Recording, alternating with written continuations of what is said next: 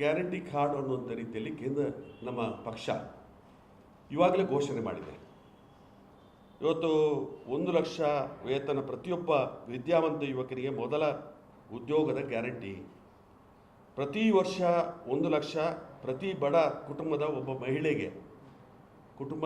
ಮಹಿಳೆಗೆ ಪ್ರತಿ ವರ್ಷ ಕೂಡ 1 ಲಕ್ಷ ಕೊಡುವಂಥದ್ದು.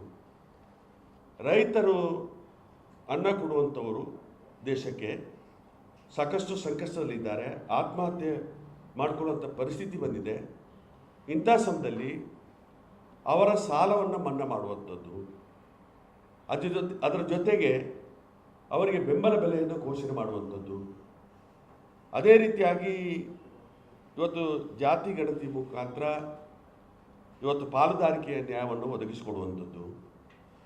ದಿನಕ್ಕೆ 400 ರೂಪಾಯಿ ಮನ್ರೇಗಾ ಕಾರ್ಯಕ್ರಮದಲ್ಲಿ 400 ರೂಪಾಯಿ ವೇತನವನ್ನು ಕೊಡುವಂಥದ್ದು. ಈ ರೀತಿಯಲ್ಲಿ 5 ಗ್ಯಾರಂಟಿಗಳನ್ನು ನಾವು ಇವತ್ತು ನಮ್ಮ ಪಕ್ಷ ಘೋಷಣೆ ಮಾಡಿದೆ. ಈ ಚುನಾವಣೆಯಲ್ಲಿ ಈ ಗ್ಯಾರಂಟಿ ಕೂಪನ್ಗಳನ್ನು ಪ್ರತಿ ಮನೆಗೆ ಮುಟ್ಟಿಸುವಂಥ ಕೆಲಸ ಕಾರ್ಯ ನಮ್ಮ ಕಾರ್ಯಕರ್ತರ ಮುಖಾಂತರ ಮಾಡುವಂಥದ್ದು. ಯಾವ ರೀತಿಯಲ್ಲಿ ಅನುಷ್ಠಾನದಂಥ ಗ್ಯಾರಂಟಿಯನ್ನು ರಾಜ್ಯದ ಅನುಷ್ಠಾನದಂಥ ಗ್ಯಾರಂಟಿಯನ್ನು ಯಾವ ರೀತಿ ಮನೆಗೆ ಮುಟ್ಟಿಸುವಂಥ ಕೆಲಸ ಕಾರ್ಯ ಮಾಡ್ತೀವೋ ಅದೇ ರೀತಿಯಾಗಿ ರಾಹುಲ್ ಗಾಂಧಿ ಅವರು ಏನು ಘೋಷಣೆ ಮಾಡಿದ್ದಾರೆ ಅದನ್ನು ಕೂಡ ಮನೆಗೆ ಮುಟ್ಟಿಸುವಂಥ ಕೆಲಸ ಕಾರ್ಯವನ್ನು ನಾವು ಈ ಚುನಾವಣೆಯಲ್ಲಿ ಮಾಡಲಿಕ್ಕಿದ್ದೇವೆ.